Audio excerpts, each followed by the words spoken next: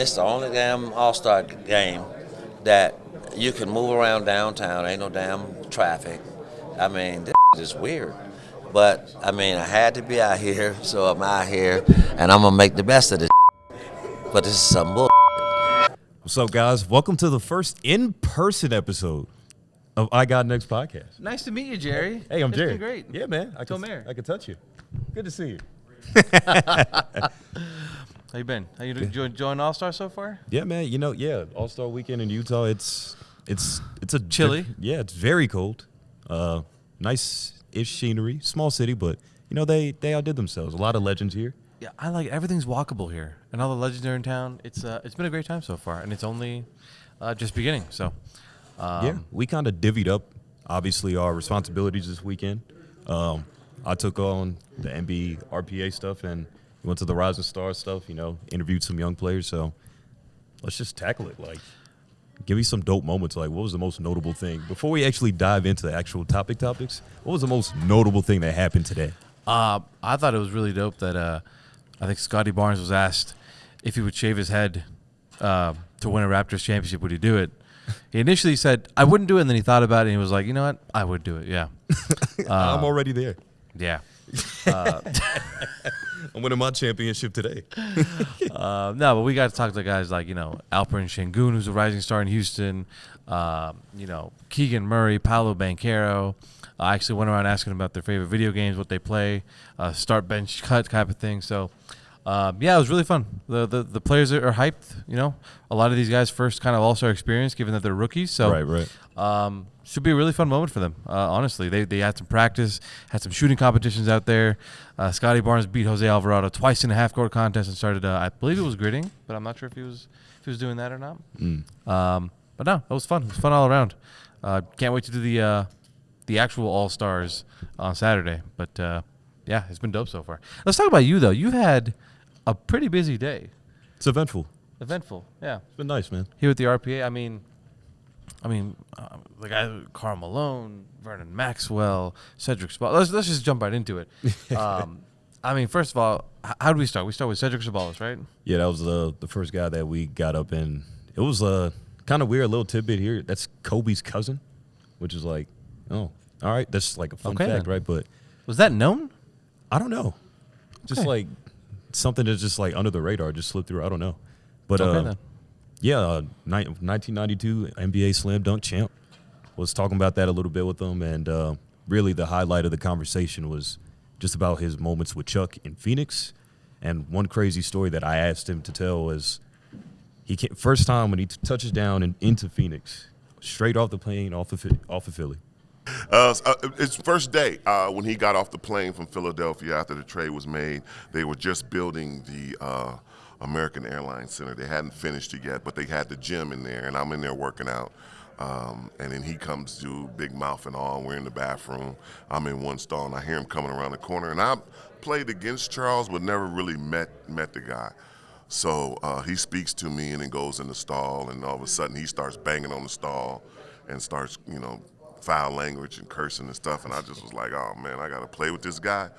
And then he comes out while I'm washing my hands, and he says, Ceballos, give me $100.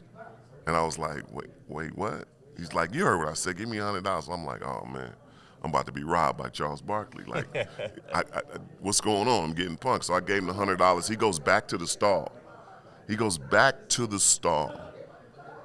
And throws the $100 in the toilet. So then I was like, dude, like, I could, you know what I'm saying? Like, I know you, Charles, and got all the deals and the contracts, but, man, what's up with my $100? And then he goes in the commode and gets the $100.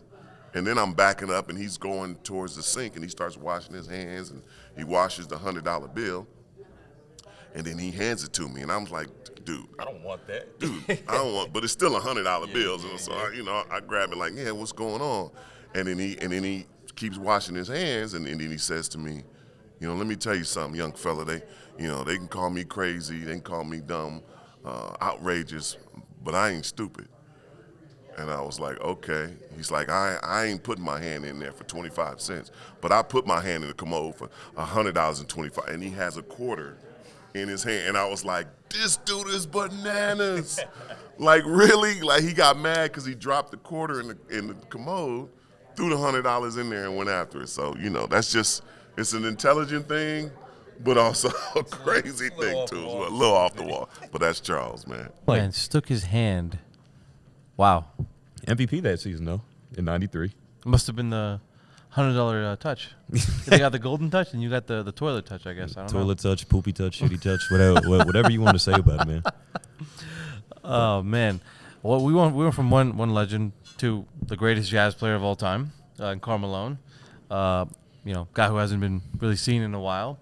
What'd you guys talk about? Man, just a little bit of everything, kind of like old school. For one, just want to put this out there for him. Utah is a lot better of a city than what most people think. More specifically, very underrated. Very underrated, I will say. More specifically, black people, because we did touch on how some people do think it's a racist city. But well, I would say this right here. Everybody got their opinion, but every time we had some type of disaster, and I reached out to the Utah community, the Mormon religion, they always stepped up. My brother, look, we can throw some on the wall that's going to stick. We all can do better. I played 18 years here in Utah, in the arena or on the street. One, don't care what you was thinking, but I never heard one racial slur. And, brother, I want to add something to that when we talk about how we can make things better. And if I have an opportunity to talk to Commissioner Silver, I would like to make a respectful opinion. If we truly want to end racism in our arenas, you let the season ticket holders and whoever they pass their tickets to, any arena, if a racial slur come out of a season ticket mouth, a racial slur out of season ticket holder mouth, or someone they gave their seats to, you should be banned for life. So now when you want to make statements and the integrity of the game, I'm from Utah. People can call it Uncle Tom and all they want to. If you know the true meaning of who Uncle Tom is, a lot of people have this another opinion. Uncle Tom helped save the slaves. That was a safe house. And then everybody got it mixed up. That's my opinion, and I'm from the South. I'm from the dirty South, from Louisiana. I know what it looked like. And I came to Utah, and I was able to grow as a man, understanding we all have work to do. If we draw a line in the sand and we don't cross that line, we'll never prosper. One cannot have history without bad history. We have to reflect on that. People can say whatever they want to say. I love it here. I can do more as a black man. And I will work for the rest of my days to try to do that. But let's have peace. Let's have an understanding. Therefore, we get the peace. I've been blessed and fortunate enough to be able to spend a little time with Dr. Cornel West. Hell, he played here for 18 years, and they embraced him like one of his own. And he went on a limb to mention, at no point in time did he ever hear any racial slur directed towards him. Now, obviously, he played here, so hell, he's helping us win games. Right. Obviously, all-time leading scorer in the franchise and several other categories, I'm sure. So it's not like they're going to badmouth him. But for him to, stand on the ledge and hey, guys, this city's actually really nice. It's really fair for people of color. I recommend people come here, play here. And it's just special for him to have, All-Star Weekend in his backyard and in his second home, essentially. Right. So, especially for a guy that's fell off the map. Yeah, guy hasn't been heard from in quite a while. I think 10, 15 years. So, he also had a pretty remorseful moment with another media member that we saw. But don't really know the topic of that conversation. But it was clear there was some, intense conversation going on there. Yeah. One guy who did come over here, though, was The Matrix. Guarded 1 through 5. Nasty, bro. One of the best players, one of my favorite players of all time, Shawn Marion. What was he? Suns is great. Mavs great. Won a championship with the Mavs. I don't even know what else you can say about him. He's one of the rare players to guard 1 through 5. And actually do it at a high level. At a high level. And not just that, he's, a great two-way player. He could score, three-point shooter, even though the jump shot was a little quick, which we did mention, but he blamed the media for blowing out, his jump shot out of proportion. So, guys, we need to stop talking shit about Shawn Marion's jump shot because guess what? He said it himself, and we'll play the clip back, that he shoots better than half the guys in the NBA today. That's because y'all create that shit. And, like, I shoot way better than most of these guys shooting right now. Facts. Yeah, it's that simple. But, it's funny because I used to really think it was kind of a hidden agenda to take away from what I really do on the floor, and it kind of was. If you really go back and look at it, because they paid more attention to that than what I was doing on the floor. Yeah. So it is what it is. I've been fortunate. I've been truly blessed, man. I don't take none of this for granted, and I know what it is. I see what it is. I'm not in denial. I'm like, yeah, I don't shoot like everybody else, but don't nobody shoot the same. Don't nobody shoot the same. You got one of the best shooters in NBA history right there. You don't shoot nowhere the same as anybody. Steph Curry, Klay Thompson. You got the splash brothers. They don't shoot nowhere alike, do they? It is not conventional. It is not conventional at all. You're right. So it's very funny, but as you sit here and you learn, you got to respect things. One of the things you can't take away what I did on this floor, and that's what it is. That's facts. So you can't shit on them. That's facts.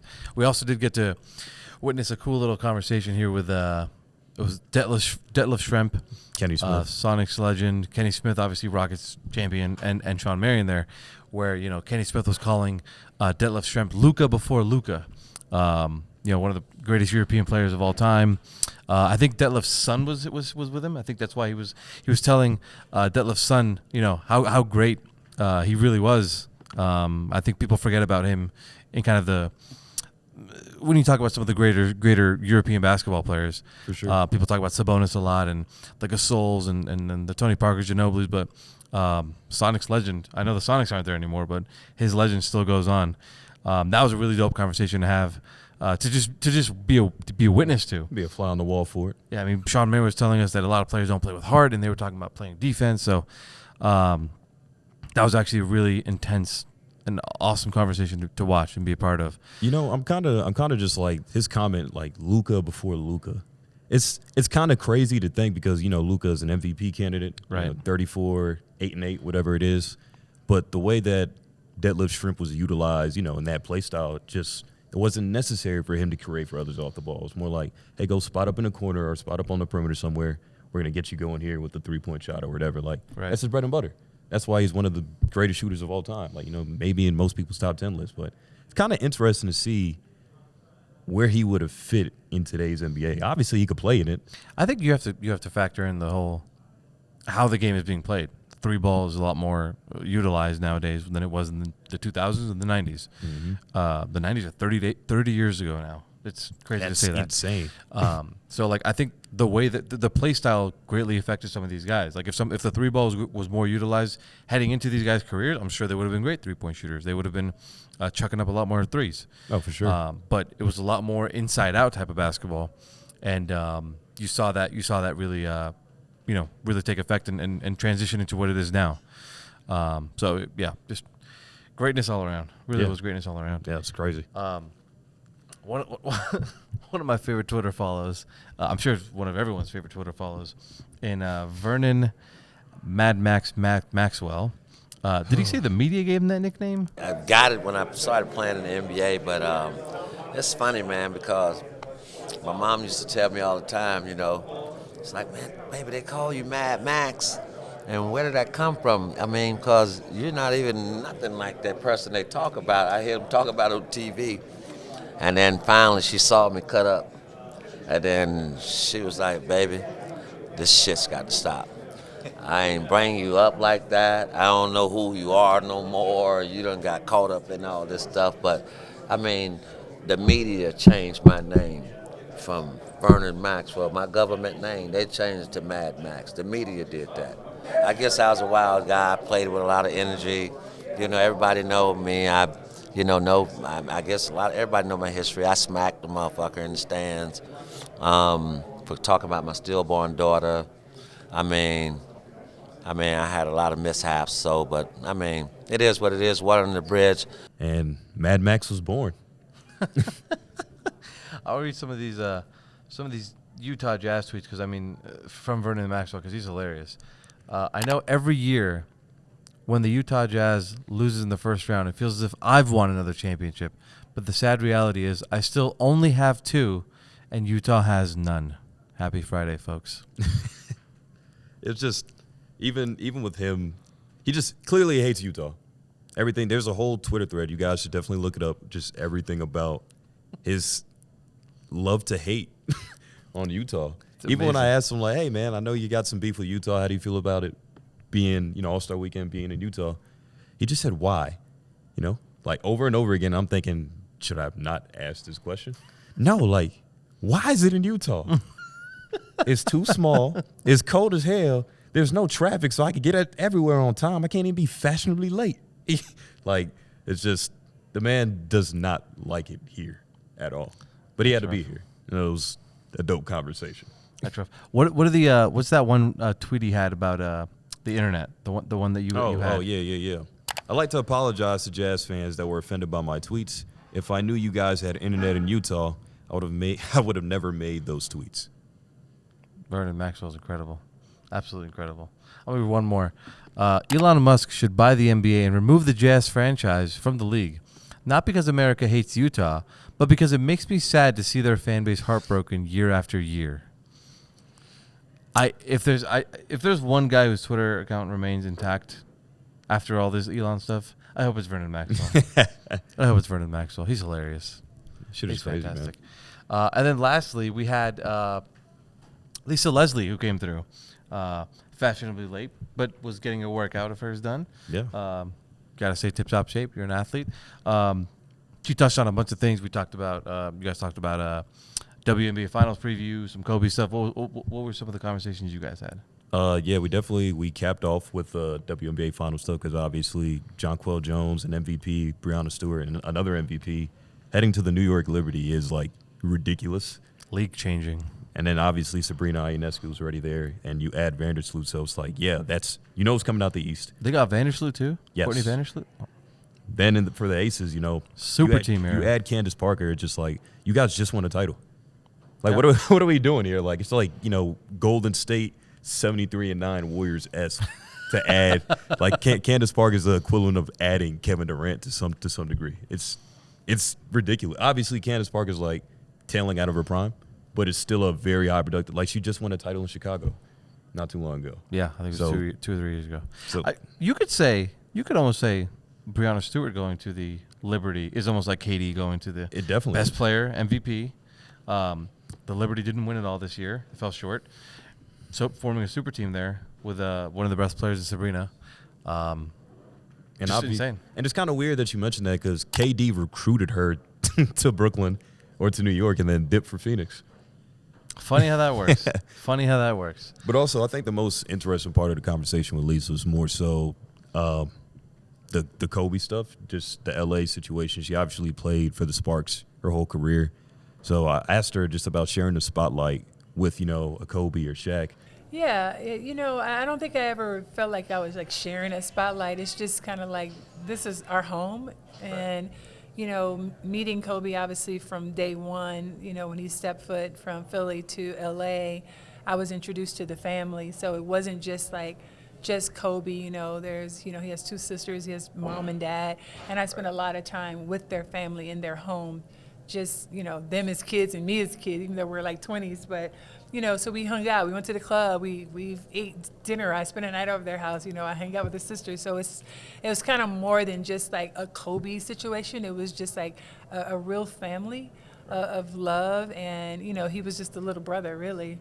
And then just being there and having moments of, all of it, him watching Jordan 24/7 and just being in and out and listening to him and then, Lise, come here. And I go across the hall, into his room and watching, watch this, and he rewinded and that's awesome. Yeah, so he loved Jordan, as Jordan already knows, and we got a chance just to, we talked basketball. We chopped it up about so many things that it's so much that you don't even realize you're going to come to a moment where you have to recall the times that you have. You know what I mean? And that, what I have learned from that is you just can't take life for granted, your friends, and you really got to be present in the moment because you just never know. And so, I carry Gigi and Kobe with me. I got these new necklaces that Vanessa came out with that says Kobe and Gigi on it, which, I really love. And,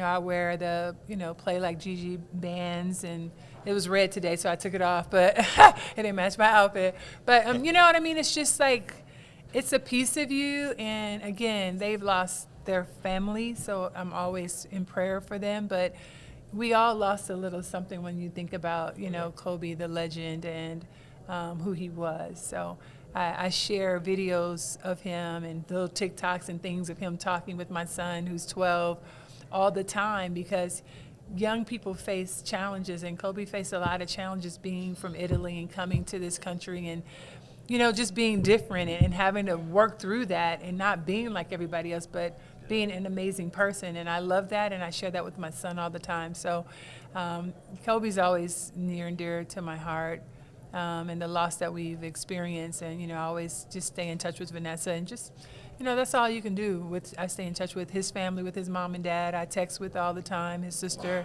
So it's more than just, a player, it's a person. I think that was pretty dope. Just, anytime you get to hear a Kobe story, it's like a tearjerker a little bit. Like, even now I'm kind of like, damn, that's crazy. But yeah, just for her to give us that insight and reflect on what Kobe meant to her. And obviously I also asked about him being a big advocate for, the WNBA and women's basketball and stuff. So a lot of insightful information. It's not every day you get to talk to a legend, especially the NBA legends are awesome. But I think talking to a WNBA one might have been my favorite for the day, really. Like, it was the closing interview, but it was dope. And who was her pick for the WNBA champions? I'm not gonna pick one. I'm just saying the two of them should be in the finals, and I don't care who wins. I'm always a West Coast girl, so maybe I'm riding with Vegas. I'm gonna put my money on Vegas just because I'm from the West Coast, and Candace is my girl, Asia's my girl. But yeah, New York. Here's the deal. I'm happy that New York is going to have a strong market because they deserve it. They have the marketing ability there in that city. Those women deserve to be on all the billboards around there. Like, they should hype them up. So the hype, sometimes they hype up players when it's like, bro, she hasn't done anything. But this group now, all over New York, like they deserve that. So I'm really happy for women's basketball, and I'm happy to be a fan. She hedged a bit at first. She wasn't really going away. Who'd you pick at the end? She ended up going with the West Coast Aces.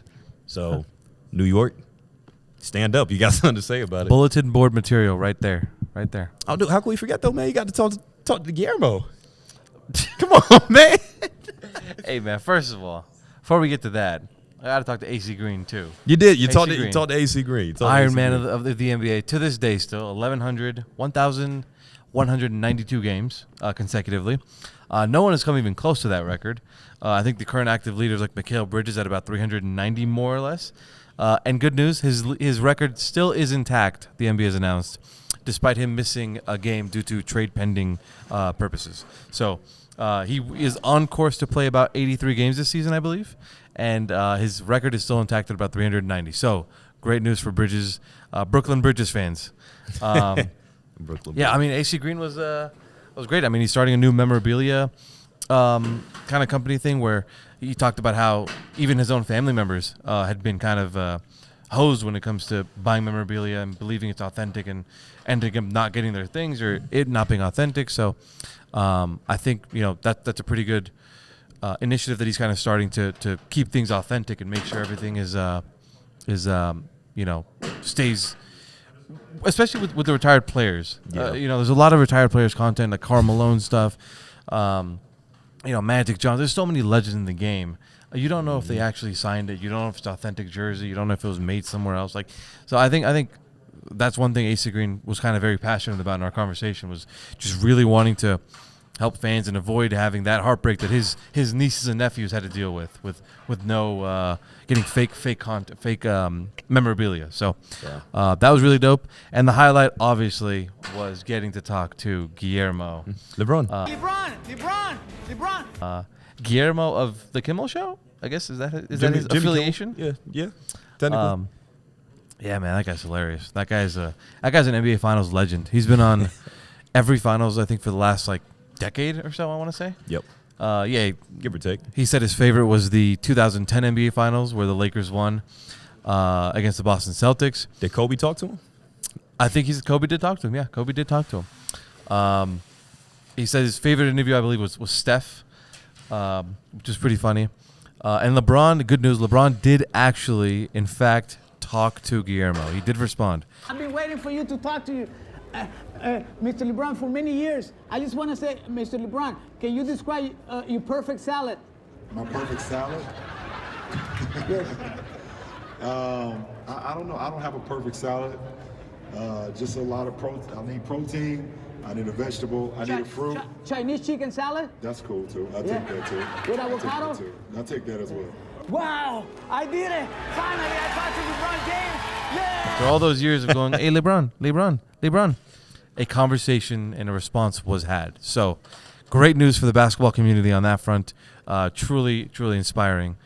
I think my favorite Guillermo joke is when he asked Steve Kerr, Warriors coach Steve Kerr, if they're going for a threesome. Yeah. Instead of a three-peat. Are you excited for a threesome? For what? For a threesome? 3 years in a row? Oh, yeah, three-peat. Three-peat. Yeah. But I'd be excited for either one. That was one of my favorite things. You go for threesome? You go for threesome? Like, oh, you mean three-peat? Oh, three-peat. Oh, okay. Yeah, that was... Whoa. Do you have a favorite one? Do you remember any off the top of your head? That was just the one that I can never forget. Not really. It's just, the most notable thing that I just noticed him for was the LeBron counter thing that just popped up and he said it like over 40 times. And LeBron literally just screened him out. Like, it might not be like, I don't know, the best moment, but to me, that's got to be the most notable. Like, that's the guy that's like, literally, I seen him in the lobby. It's like, oh, LeBron, Guillermo. It's like, hey, man, how's it going? Like, I don't know. That it's definitely got to be the whole LeBron counter shenanigans because until, him saying, yeah, he did talk to me. It's like, damn, I thought LeBron just stonewalled him, It's like, I don't want Guillermo's a really nice dude. I met him during the finals as well in San Francisco before game one. And he was a really funny dude doing all the interviews with Jason. He called him Jason Tatum. Jason Tatum. He's hilarious. He's so funny. So shout out Guillermo. That was dope. But that wraps up All-Star Weekend Day 1. Yeah. Day 1. We'll keep everybody posted with how this goes, I guess. See what happens. Hey, shout out Julian, too. I know you back home holding it down, doing your thing. Shout out Julian. We left this little spot for you because we know you could fit in right here, Yeah. Yeah. So hope you guys enjoyed, and we'll try to get more All-Star content pumping out soon. Pay attention to the social pages. There's going to be stuff going out pretty much for the rest of the week. So let's get it. I got next. We out.